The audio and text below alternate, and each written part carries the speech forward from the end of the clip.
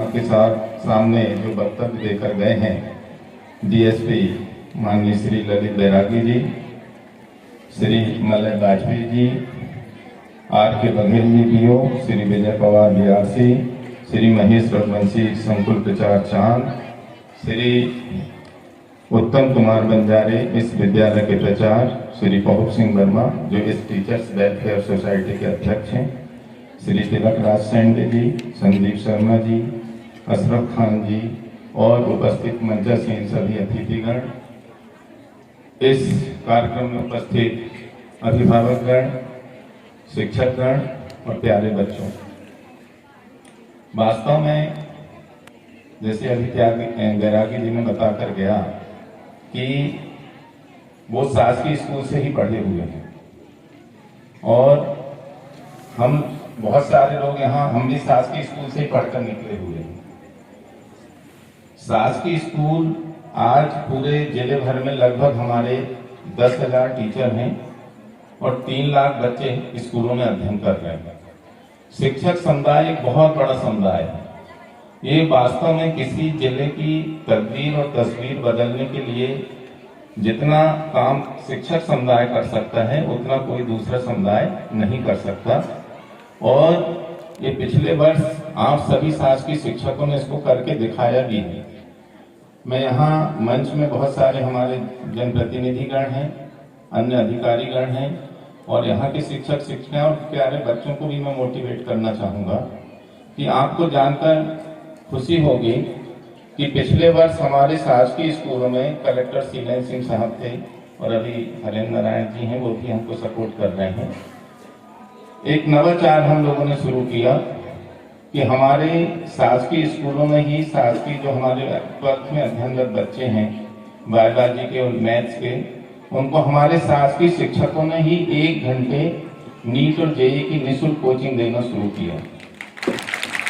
अभी आपके स्कूल में भी लग रहा होगा, 1 घंटे की क्लास लग रही कि नहीं लग रही? लग रही है, यस। और इस साल हम लोगों ने उसको और आगे तक बढ़ाने का प्रयास किया है कि जेईई नीट के साथ साथ हम क्लेट का और सीयूईटी होती है जो विशेष कॉलेज होते हैं यूनिवर्सिटीज के, उनके प्रवेश के लिए और एग्रीकल्चर में पीएटी के लिए भी हम लोग 1-1 घंटे की क्लास लगा रहे हैं।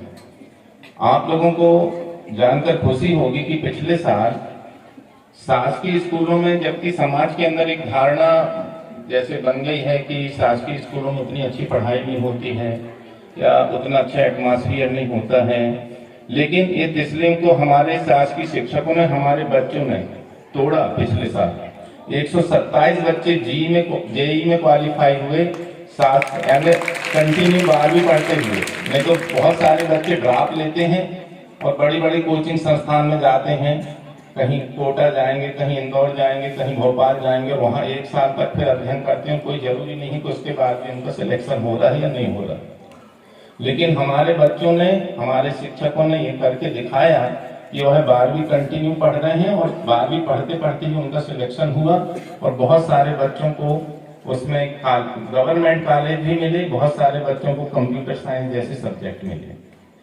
इसी प्रकार से जो नीट की कक्षाएं संचालित हुई, उस नीट की कक्षाओं में 82 बच्चे क्वालिफाई हुए, जबकि नीट काफी टफ एग्जाम माना जाता है और बड़ा, उसमें बहुत बड़ी संख्या में बच्चे बैठते हैं। तो इस तरीके से यदि शिक्षकगण चाह ले तो निश्चित रूप से वो किसी जिले की तकदीर को बदल सकते हैं और ये आप लोगों ने करके दिखाया है। और मैं सभी प्यारे बच्चों से भी यही बोलना चाहूंगा कि आप अपनी मंजिलें, अपना लक्ष्य तय कर लें। यदि आपने लक्ष्य तय कर लिया तो फिर उसे कोई नहीं रोक सकता, उस लक्ष्य के आगे कोई भी अवरोध पैदा नहीं कर सकता। यदि आपने तय कर लिया, आप लोग जब स्कूल आते हैं तो क्या बोलते हैं? कुछ अपने आप से पूछते हो क्या? कोई बताए? जब आप स्कूल बस्ता उठाते हो घर से और स्कूल के लिए निकलते हो तो अपने आप से, मन से क्या पूछते हो अपने आप से कि हम स्कूल क्यों जा रहे हैं?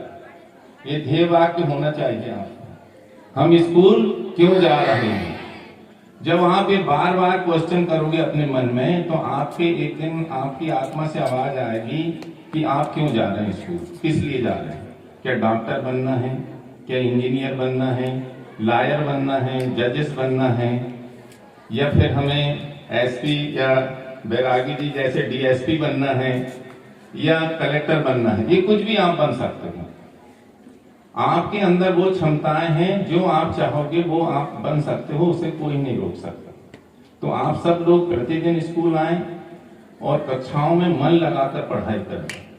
कक्षा में जब आप बैठते हैं तो मन लगाकर बैठें, जो बात कक्षा के अंदर अध्ययन की हो रही, अध्यापन की हो रही है, उसमें ध्यान दें। पता चला हम कक्षा में बैठे हैं और मन हमारा और कहीं घूम रहा है, या हम कक्षा में बैठे और हमें घर की याद आ रही, तो आप घर की याद करेंगे तो क्या वहां का काम हो जाएगा? क्या ऑटोमेटिक नहीं होगा। तो फिर ऐसे सोचने से मतलब क्या कि जो हम सोच रहे हैं वहां भी कुछ नहीं हो रहा और हमारे यहाँ भी कुछ नहीं हो रहा। इसलिए जब भी क्लास के अंदर बैठें, मन लगाकर बैठें और जो चीजें बताई जा रही हैं उसको पूरा सुन के, समझ के और याद करने का प्रयास करें, तो निश्चित रूप से आपको सफलता प्राप्त होगी। आप लोग बड़े सौभाग्यशाली हैं। हमारे जिले में अभी केवल 25 पीएमसी स्कूल सेलेक्ट हुए हैं, उसमें से एक स्कूल आपका है। इसी प्रकार ट्राइबल सहित हमारे यहाँ 8 सांदीपनी विद्यालय, जैसे पहले सीएम राइज बोला जाता था, वो सर्व सुविधा युक्त बहुत बड़े भवन के साथ तैयार हैं और वहाँ गुणवत्ता युक्त शिक्षा देने के लिए शासन और शिक्षक पूरे प्रयासरत हैं। पीएमसी विद्यालय में भी बहुत सारे आपको सुविधाएं प्राप्त हो रही हैं, एकेडमिक इम्प्रूवमेंट के लिए, इंफ्रास्ट्रक्चर की इम्प्रूवमेंट के लिए, बच्चों की क्वालिटी के लिए। तो उसका पूरा यहाँ के शिक्षकों से मैं कहना चाहूँगा, प्राचार्य महोदय से और बच्चों से, कि उसका पूरा सदुपयोग करें, तो निश्चित रूप से ये विद्यालय आपकी एक अलग पहचान बना सकेगा। वैसे भी मैंने जब आपके यहाँ कार्यक्रम देखा, चाहे वो बच्चों ने सरस्वती वंदना की, चाहे स्वागत गीत गाया, या चाहे आपने नृत्य के माध्यम से जो संदेश देना चाहे, वो उसमें निश्चित ही एक सीख और एक क्वालिटी थी। वो ये बताते कि इस स्कूल की सोच और एक गुणवत्ता युक्त शिक्षा देने का प्रयास यहाँ जारी है। निश्चित रूप से वो सराहनीय है। आपके बीच से ही जो एक बिटिया ने यहाँ अपनी प्रस्तुति दी गुरु वंदना के रूप में, बताया गया कि वो इसी विद्यालय से 12वीं पास होकर गई है।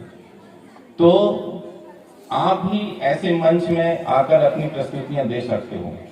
विद्यालय ही एक ऐसा संस्था है जहां आपको मंच प्रदान करने के लिए हमेशा अवसर मिलते हैं और आपको बुलाया जाता है कि आइए और अपनी प्रस्तुति दीजिए। इसके बाद स्कूल लाइफ के बाद ये मंच बहुत मुश्किल से मिलता है, या कोई देने के लिए तैयार नहीं होता। यदि कोई आना भी चाहता तो उसको नीचे धकेल दिया जाता है। स्कूल ही एक ऐसी जगह है जहां हर बच्चे को मंच उपलब्ध कराया जाता है।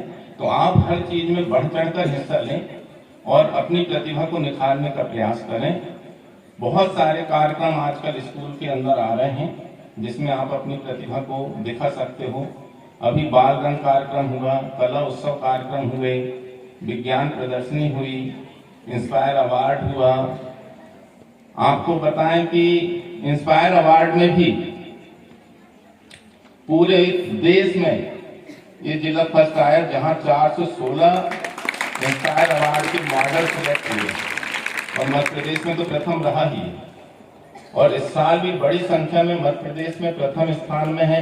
अभी इसका रजिस्ट्रेशन हुआ है, आने वाले समय में इसका स्क्रीनिंग होकर हमारे सामने रिजल्ट आएगा, तो निश्चित रूप से वह संख्या फिर हमारी और बढ़ी हुई आएगी। इस साल भी हमने रजिस्ट्रेशन में पूरे प्रदेश में प्रथम स्थान प्राप्त किया है। 5500 रजिस्ट्रेशन किए गए। बाल रंग में एक्सीलेंस की निकिता अहिरवार बच्ची है, उसने बाल रंग में शास्त्रीय नृत्य में प्रथम स्थान प्राप्त किया पूरे प्रदेश में। इसी प्रकार एक्सीलेंस स्कूल छिंदवाड़ा का एक लड़का है देव सेठिया, उसने तबला वादन में प्रथम स्थान प्राप्त किया पूरे प्रदेश में। तो जैसा कि बैरागी जी ने अभी बताया था कि इस धरती में, छिंदवाड़ा की प्रकृति में ये है कि यहाँ प्रतिभाएं हैं, सिर्फ उनको उकेरने का काम है, उनको मोटिवेट करने का काम है, उनको एक दिशा देने का काम है।